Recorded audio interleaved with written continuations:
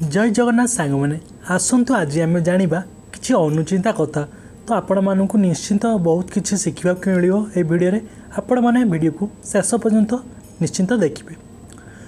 रुमाल लुण एवं हाथर मुदी काहाठारू केबे उद्धार करी आनिबा भल नुह। एमिति जो माने करिवे धनी थिले मध्य धीरे धीरे घरे आर्थिक समस्या देखा देता है। तो आपण मैंने रुमाल लुण एवं हाथर मुदी काहाठारू केबे भी आनिबे नहीं। कहार व्यवहार करा जाउथिबा चूड़ी सिंदूर को लगेबा भल नुहे। एमिति कले घरे ग्रह मानकर खराब प्रभाव पड़ी थाए। गरुड़ पुराण अनुसार जो मानकर दुर्घटना आत्महत्या कि अन्य जड़े मारिदेवा परी अकाल मृत्यु होता है सेमानंकर जीवन चक्र न होई सेमाने मृत्यु को प्राप्त करिथांती। सेमानंकु जमदूत माने नेबाकु आसी थांती। जेते पर्यंत तांकर आयुष संपूर्ण होई न थाए सेते वर्ष पर्यंत से आत्मा भूत प्रेत पिशाच आदि जनी रे घूरी बुली थाए एवं बहुत कष्ट पाई थाए। दर्शक बंधु आपण माने वीडियोटी कोउठु देखुछन्ती निश्चिंत कमेंट करी जणैबे कि आपण कौ स्थानरू आम वीडियो को देखि पारछन्ती। गरुड़ पुराण जीवन रे थरे निश्चय समस्त को पढ़िबा आवश्यक। काहेकि ना एही पुराण रे जन्म ठारू मृत्यु पर्यंत सबु काम स्वर्ग नर्ग मृत्यु परर काम मृत्यु पूर्वर काम विषय वर्णना करिछि। तो हिंदू शास्त्रर 18 खंड पुराण मध्यरु गरुड़ पुराण अन्यतम अटे। तो यही पुराण रे गरुड़ पचारिथिबा जीवन मृत्यु स्वर्ग नर्ग विषय श्री हरि विष्णु समस्त प्रश्नर उत्तर देइछन्ति। समस्ते थरे यही पुराण को पढ़ा उचित। तो आपण मैंने जहाँ भी पढ़तु किंतु थरे टुए गरुड़ पुराण निश्चित पढ़ा को बाध्य माने आपण पई भल। ज्योतिष शास्त्र अनुसार शोइबा तकिया तले गुजराती पानमौरी रखी शोइले घर राहु ग्रहर प्रभाव दूरेई जाए, घरे सुख शांति बजाय रही थाए। हाड़ को मजबूत करने पाई प्रत्येक दिन गजा मुग गजा बुट खाइबा उचित। एमिति किछि दिन कले हाड़ मजबूत होता है। सकाळ समय रे याको खाइले शरीर पाई अधिक लाभदायक होता है। तो आपण कौन करेंगे ना गोटे राति रे गजा मुग माने मुग बुट को बतरे देबे ताको पानी खोलिके गोटे कपड़ा रे बांधी रखिदेवे। से गोटे दिन रहिला परे से गजा हो जिवो। तो आपण खाइबे बहुत आपणक पई हाड़ पई बहुत मजबूत हुए। माँ को माँ डाकिबा कथा नुहे। पूर्वर समस्ते माँ डाकुथिले एवं प्राय समस्ते बो बोली मध्य माँ को डाकुथिले। माँ शब्द हेउछि एक स्वर्गीय शब्द जहार कि विकल्प नाही। पशु पक्षी माने मध्य माँ बोली डाकंती। माँ को मामा मम मम्मी एसबु नाम रे डाकिले माँ प्रति जो श्रद्धा भल पाइबा स्नेह से सबु रहिबो नाही। काहेकि ना माँ शब्दर विकल्प नाही। गर्भवती थिबा समय रे जड़े नारी को भल भल बही जेमिति भागवत गीता साधारण ज्ञान कथा भगवानक कथा पौराणिक कथा गप इत्यादि पढ़िले बहुत भल कथा। यह कले शिशु पर भल प्रभाव पड़ी थाए। जो प्रकार बाहाघर हेउ पछे किंतु स्वामी एवं स्त्री को भितर भल बुझामणा रहिबा दरकार।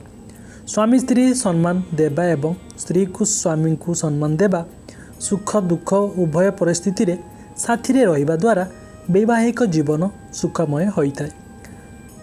स्वामी को आगरे बाप घरर कथा को बड़ करी कहिबा कथा नुह कि अधिक धनी बोली मध्य कहतु नाही।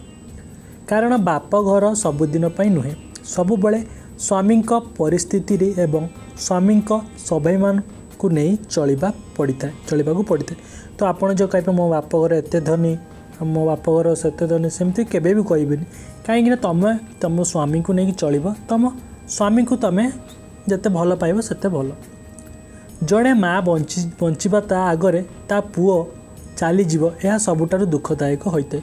यदि आपण को माँ बंची किंतु आपण निजे मृत्यु कर जाउछन तो सेटा बहुत दुखर कथा। जड़े स्त्री बंची ता आगरे स्वामी मरीजीव सबुठारु बड़ दुख अटे। स्वामी को सबुबले सम्मान देबा भल पाइबा उचित। काहेकि ना स्वामी चलीगले केते जे कष्ट जी स्वामी को हरई बंची से ही दुख सी ही जानी। रोसई करी सारिबा परे गैस चुली उपरे कड़ई डेंकी इत्यादि रखा उचित नुहे। मतलब रोसई सरला परे से खाली गैस के भी कड़ई से जो डिक्ची से सब किछि रखा भल नुहे। से घरे अलक्ष्मी बास करती जदि सेमितिका आपण करेंगे। स्वामी स्त्री उभय गोटे थाली रे बसी भजन करने उचित नुहे। ता सहित भजन करने समय स्वामी स्त्री बाम पट रे बसी खाइले सबुठु भल होता है। जदि आपण जो भजन कर स्त्री स्वामी बाम पटे बसी खाइले भल हम। ठाकुर पूजा करने समय किंबा भगवान कथा शुणा समय जदि आखिरे लुह आसी थाए ताहले आपण जानिबे जे आपणकर उपरे भगवानंकर कृपा प्राप्त हैला बोली। सही समय आपणकर मनस्कामना प्रभु को जणांतु। गरुड़ पुराण अनुसार मृत्यु पूर्वर जड़े लोक को भगवान अनेक संकेत देइथांती। से मध्यरु गोटे संकेत हेउची मृत्यु पूर्वर मनीषर आखि पाखरे पितृपुरुष माने देखा देइथांती एवं मृत्यु पूर्वर आईनारे निज चेहरा विकृत चेहरा परी देखा जाए। तो आपण मैंने निश्चित देखिए जदि आपण सहित एमती होउची किछि संकेत आपण को मिलूँ। सूर्य देवता को जल अर्पण करने समय खाली जल अर्पण करंतु नाही। सेथिरे फूल सिंदूर अक्षत निश्चय पकांतु एवं सूर्य को जल अर्पण करने समय दुई हाथ मुंड उपर को रहिबा आवश्यक। जिते आपण सूर्य देवता को पूजा कर जल अर्पण कर तो से जल रे किछि अक्षत फूल दुब जहां किछि रखिबा कथा। जिते जल अर्पण कर आपण को दुई हाथ मुंड उपर को रहिबा उचित। चरित्रहीन नारी माने तुलसी को जल अर्पण करने अनुचित अटे। कहीं तुलसी जड़े पवित्र देवी अटंती। जड़े पवित्रता नारी तुलसी को सबुदिन जल अर्पण कले घरे सुख समृद्धि बढ़ी थाए। सामुद्रिक शास्त्र अनुसार जो मानकर मुह गोल एवं दांत मझे गैप रही थाए से माने बहुत भाग्यशाली होइथांती। पितृपुरुषंकर श्राद्ध व्यतीत अन्य दिन रे पितृपुरुषंकर पूजा किंबा आह्वान करने उचित नुहे।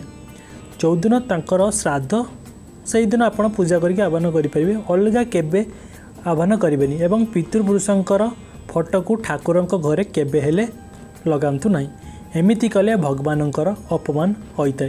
तो आपण जो ठाकुर घरे आपणकर पितृपुरुष जो मरी जाइछंती तांका फोटो केबे भी लगेबे नहीं। जो स्त्री लोक मानकर केश लंबा होइताय से माने बहुत भाग्यशाली होइतांती। एपरि स्त्री माँ लक्ष्मींकर स्वरूप होइतांती। जो देखिए जो मानकर बहुत चुट्टी लंबा लंबा थाए से बहुत भाग्यशाली स्त्री थांती।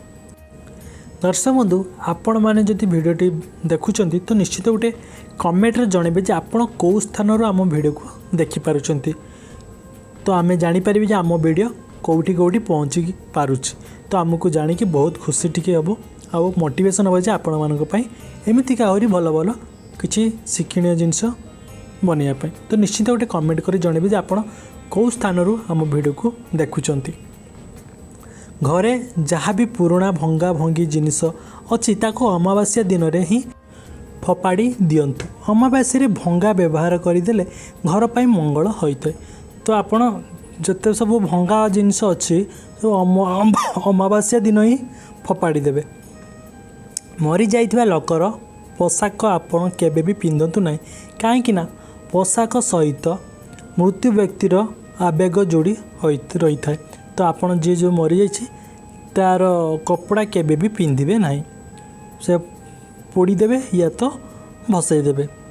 शेष पर्यंत आपण मैंने वीडियोटी देखिथिबारु आपण माननकु अशेष अशेष धन्यवाद। वीडियोटी किपरि लागिला कमेंट करी जणांतु। आउ आम चैनल को सब्सक्राइब करने को आदौ भी भूलंतु नहीं। और निश्चिंत आपण मैंने कमेंट करी जणांतु जे आम वीडियोटी आपन को केमिति लागिला। आउ कमेंट करिवे निश्चिंत आपण कोठू देखुचंती कौ स्थान। जय जगन्नाथ।